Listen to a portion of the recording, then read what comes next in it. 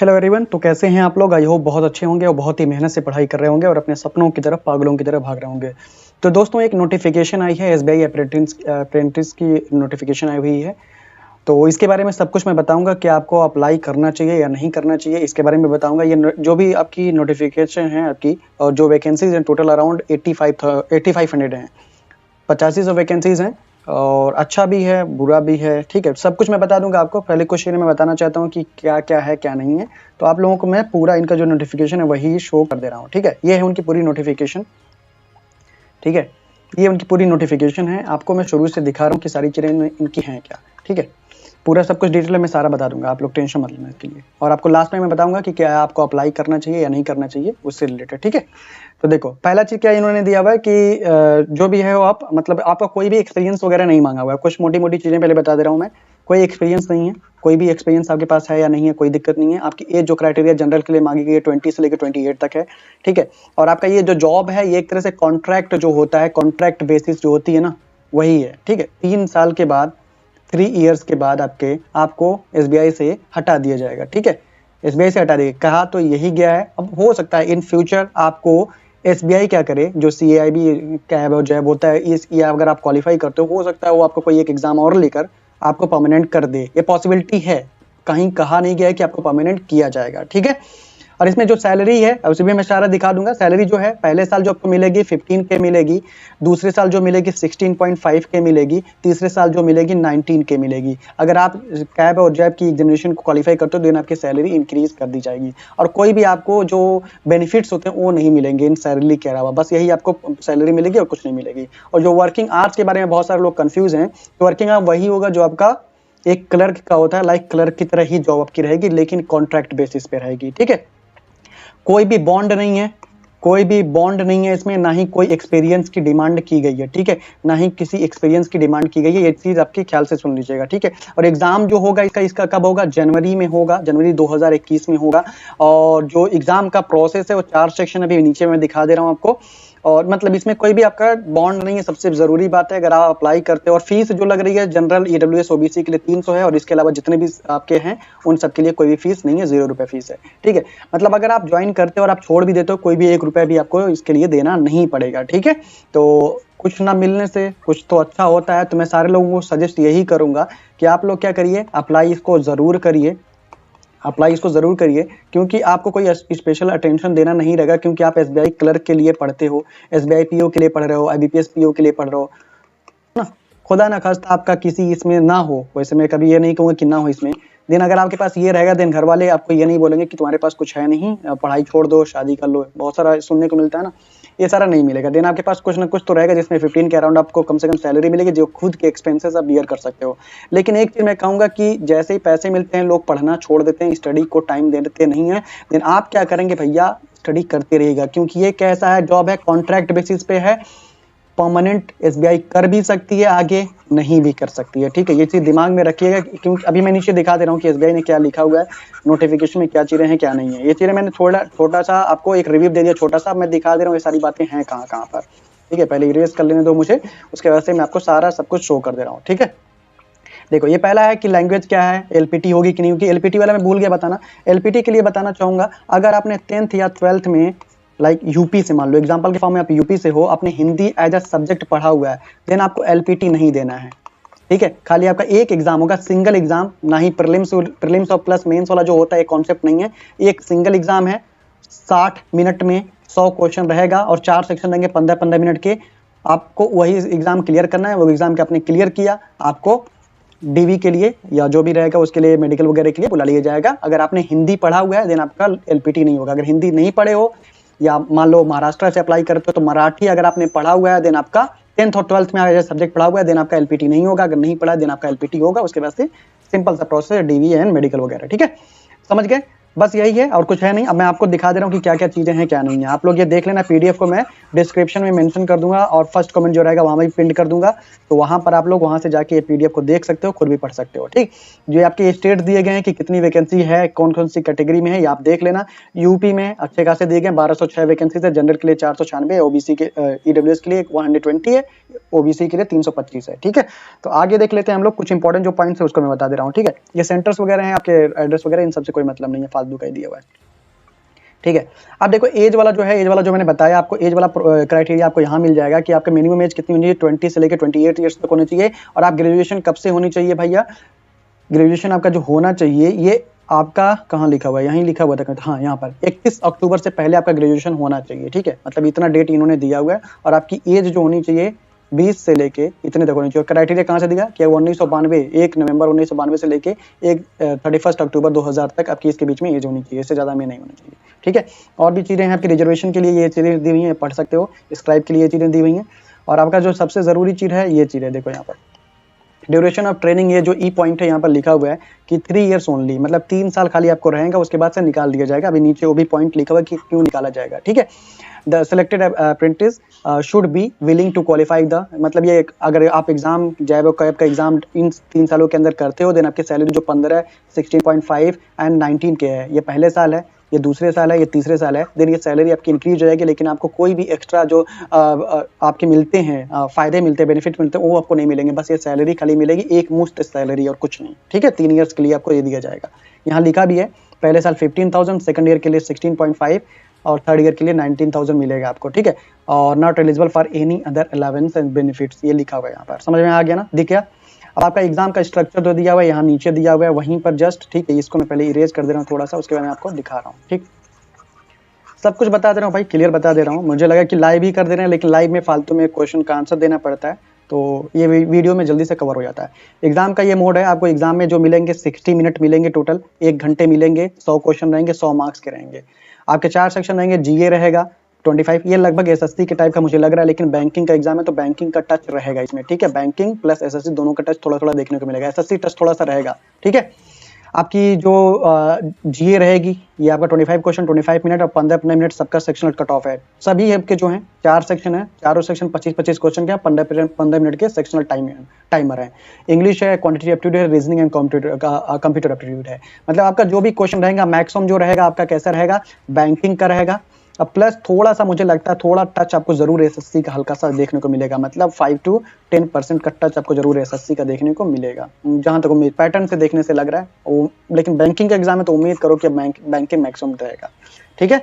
आगे देख लेते हैं, कुछ और चीजें थी जो मुझे आपको दिखाना है। ये आपका है एग्जामिनेशन सेंटर है, तो आप लोग एग्जामिनेशन सेंटर को बहुत ही अच्छे से चूज करना, क्योंकि आपको एग्जामिनेशन सेंटर बाद में चेंज नहीं करने का मौका मिलेगा। ये क्लियरली लिखा गया है, क्लियरली आपके नोटिफिकेशन में लिखा है कि अगर आप नोटिफिकेशन बाद में चेंज करने के लिए विल करोगे, इच्छुक रहोगे, देन आपको कोई भी मौका ऐसा नहीं मिलेगा। तो एग्जामिनेशन सेंटर वगैरह सोच समझ कर आप फिल करना, ठीक है। और आपका जो एग्जाम के लिए लिखा गया है कि एग्जाम कब होगा, यहाँ लिखा हुआ है एग्जाम जो होगा जनवरी 2021 में टेंटेटिव किया गया है, ठीक है।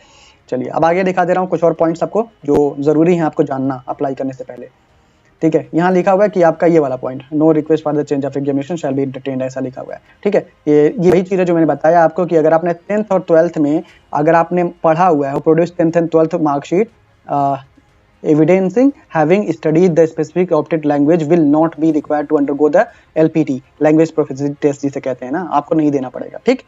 मेडिकल आपका होगा, मेडिकल वगैरह ये तो आसान होता है, आपको पता ही होगा। फाइनल सिलेक्शन कैसे होगा, verification of eligibility for the post, मतलब जिसे डीवी कहते हैं एक तरह से, क्वालिफाइंग इन द जो आपके ऑफिशियल लोकल लैंग्वेज हैं वहाँ के, उसमें क्वालिफाइड हो कि नहीं ये देखा जाएगा। और मेडिकल होगा, मेडिकल में आप फिट हो कि नहीं हो, ये 3 बेसिस पे होगा, प्लस एक एग्जाम होगा जो मैंने पहले ही बता दिया, ठीक है।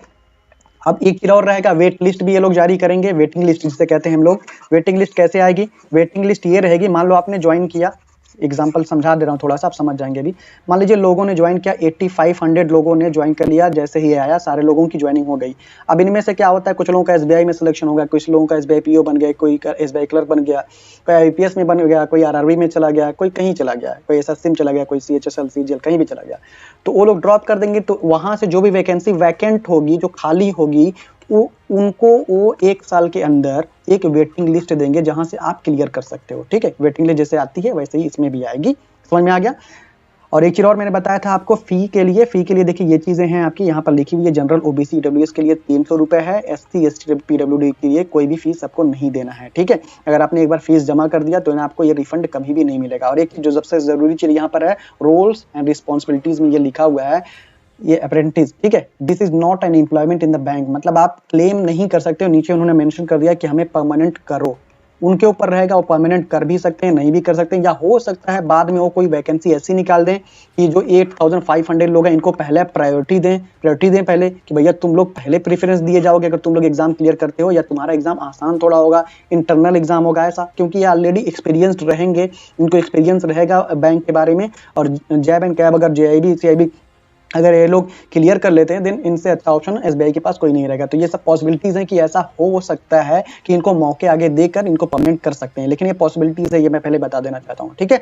और कुछ और चीजें थी जो मैं बताना चाहूंगा आपको, पहले इसको इरेज कर दे रहे हैं।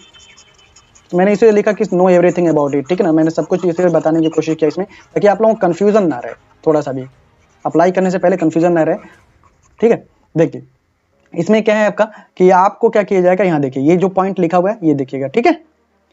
और एक चीज और है कि अगर आपने कहीं पर भी जॉब एक्सपीरियंस आपके पास है, देन आप इस जॉब को अप्लाई नहीं कर सकते। 1 साल तक अगर आपने कहीं पर भी जॉब किया हुआ है अप्रेंटिस का, देन आप, ठीक है, आप कभी भी इस जॉब को अप्लाई नहीं कर सकते हो, ठीक है, ये चीज लिखा हुआ है। और ये सबसे जरूरी चीज ये है, SBI shall have no obligation to offer regular employment to apprentices during and or after the completion of the apprentice period, ठीक है, apprenticeship period after completion of apprentice period candidates will be relieved, मतलब निकाल दिया जाएगा from the respective work area. आपके जैसे ही 3 साल आपके कंप्लीट होंगे, आपको जिस भी एरिया में आप काम करते हो वहां से आपको हटा दिया जाएगा, ठीक है, ये चीज इन्होंने मेंशन कर दिया है। अब SBI के ऊपर है, एक पॉसिबिलिटी हम लोग ले सकते हैं कि SBI के ऊपर है कि उसको JAIB जो आपका होता है एंड कैब जो होता है CAIB होता है, उनके थ्रू हो सकता है कि आपको कोई ना कोई एग्जाम लेके छोटा सा आपको आगे बढ़ा सकती है। जैसे कि आपको एक पता होगा EPFO ESO में जो लोग मेंस क्लियर नहीं कर पाए थे बहुत ही कम मार्जिन से, उनको एक मौका और दिया गया है, EPFO ने दिया है, और उनका एक एग्जाम हो रहा है, ठीक है, और इस एग्जाम के थ्रू उनको सेलेक्ट किया जाएगा, ठीक है, क्योंकि वो ऑप्शन अच्छा है उनके पास। फिर से वो वैकेंसीज निकालने से अच्छा है कि जो मेंस में थोड़े से कम मार्जिन से नहीं हो पाए तो उनको बुला लो फिर से। तो ऐसा हो सकता है SBI आगे कोई ऐसा वैकेंसी निकाल दे, क्लर्क का निकाल दे या PO का निकाल दे और आपको पहला प्रेफरेंस दे दे, तो ये चीज हो सकता है, लेकिन पॉसिबिलिटी ये खाली है। इन रियलिटी ये है कि आपको कोई भी मतलब ऐसा आप क्लेम नहीं कर सकते कि आपको जॉब ही मिलेगी, ठीक है। और भी कोई पॉइंट था, शायद इतने ही थे पॉइंट, देख लेते हैं, इसको इरेज कर देने पहले। समझ में आ गया कि क्या चीजें थी क्या नहीं थी, मैंने इसी में सारा कुछ समझाने की कोशिश किया आपको, और शायद कोई पॉइंट नहीं था, ठीक है। अब अप्लाई कैसे करेंगे वो सब आपको वही है, एग्जामिनेशन जैसे होता है सेंटर, आप जाना ये अप्लाई कर लेना, ठीक है, उनकी वेबसाइट पे जाना, वहां से अप्लाई कर लेना, और कुछ ऐसा नहीं है नया, बस यही था, ठीक है, बस यही था। आप लोग ख्याल से समझ लेना भैया, कुछ और अलग नहीं है, बस ये छोटी सी इन्फॉर्मेशन थी। और अगर मेरा ओपिनियन आप लोग पूछोगे कि अप्लाई करना चाहिए कि नहीं करना चाहिए, बिल्कुल अप्लाई करना चाहिए। जिसे कहते हैं कुछ ना होने से कुछ होना जरूरी है, ठीक है। लेकिन अप्लाई अगर आप करते हो, आप सिलेक्शन ले लेते हो, देन इसी में फंसे मत रह जाना, क्योंकि ये बार बार बोला गया है कि आपका कॉन्ट्रैक्ट बेसिस पे है, इसे मैं कॉन्ट्रैक्ट वर्ड लिख रहा हूँ, ठीक है, कॉन्ट्रैक्ट बेसिस पे कोई भी आपको जैसे कहते हैं एक्स्ट्रा बेनिफिट्स नहीं मिलेंगे। खाली आपकी सैलरी पहले साल 15,000 मिलेगी 1 साल तक, फिर दूसरे साल 16.5 के मिलेगी, तीसरे साल 19 के मिलेगी, ठीक है। और अगर आपने JAIB CAIB अगर आपने क्वालिफाई कर लिया, देन आपकी ये सैलरी इंक्रीज हो जाएगी, लेकिन तब भी आपको कोई बेनिफिट्स नहीं मिलेंगे, और वो क्लियर करने के बाद भी आप परमानेंट नहीं होंगे, कॉन्ट्रैक्ट बेसिस पे ही काम करेंगे, ठीक है। तो आपको मैं ये कहूँगा, अगर आप अप्लाई करते हैं और आप सेलेक्ट होते हैं, ठीक है, देन आपको जो खुद के एक्सपेंसेस रहेंगे वो बियर कर सकते हो, प्लस आपके अंदर एक डेडिकेशन होना चाहिए कि मुझे इसके बाद और भी आगे पढ़ना है, लाइक IBPS PO के लिए, RRB PO के लिए, SBI PO के लिए, या आपके CGL के लिए, या किसी एग्जाम के लिए, जिस एग्जाम को भी आप टारगेट करते हो वो आपके होने चाहिए। ये नहीं कि हम इसमें ले लेंगे ये कुछ नहीं ना। अब बहुत सारे लोग ये सोचोगे 3 साल बाद तो घर बैठा देगा बाबा जी का ठुल्लू मिलेगा, बहुत सारे लोग ऐसा बोलते हो, बोले भी हो, देन उनके लिए मैं एक ही बोलना चाहूंगा, कुछ ना मिलने से कुछ मिलना जरूरी अच्छा होता है, ठीक है। आपको एक मौका मिलेगा कि आप काम करोगे, प्लस आपको पैसे भी थोड़े मिलेंगे, प्लस आपके पास एक ड्रीम रहेगा। जब आप काम करोगे देन आपको दिखेगा कि ये 15,000 रुपये मुझे कितने मेहनत से मिल रहे हैं, अगर मैं थोड़ा सा और मेहनत कर लूँ, आप देखोगे कि ये एक SBI PO है, जहां आपको 15,000 मिल रहे हैं, वहीं आपको उसके 75 अराउंड के मिल रहे हैं, 70,000 मिल रहे हैं अराउंड ना, या 60-65 मिल रहे हैं। अब क्लर्क है जो उसको अराउंड 30 से 35,000 रुपये मिल रहा है, देन आप ये देखोगे अरे भैया हम भी तो उतना ही काम कर रहे हैं, या इनकी जितना मेहनत कर रहे हैं, तो थोड़ा सा मेहनत करके क्यों ना हम एग्जाम क्लियर कर रहे हैं और परमानेंट हो ले।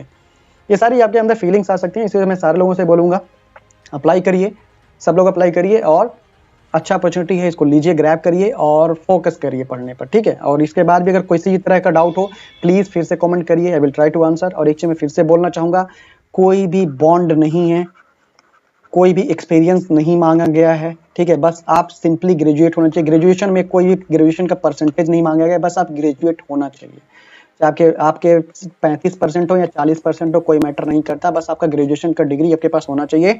और आपका मतलब जो एग्जामिनेशन होगा वो जनवरी में होगा, 2021 में होगा, ठीक है। और सैलरी के बारे में, और वैकेंसीज टोटल आपको पता है 8500 हैं, और आपकी सैलरी क्या रहेगी, पहले साल रहेगी 15K रहेगी, दूसरे साल रहेगी 16.5K, और तीसरे साल रहेगी 19K। अगर आप GAIB CAIB एग्जामिनेशन क्रैक करते हो, देन आपकी सैलरी इंक्रीज हो जाएगी, लेकिन आपको कोई भी एक्स्ट्रा बेनिफिट्स नहीं मिलेगा, ठीक है। बस यही आपका इन्फॉर्मेशन था। और इसके अलावा भी आपको लगता है कि कोई और क्वेश्चन है, प्लीज कमेंट कीजिए, I will try to answer. हंसते रहिए, मुस्कुराते रहिए, मेहनत से पढ़ते रहिए। एक चीज मैं जो बार बार बोलता हूँ, मन लगे ना लगे तब भी पढ़ो मेरे दोस्त, ये जो हालात हैं एक दिन जरूर बदलेंगे मेरे दोस्त।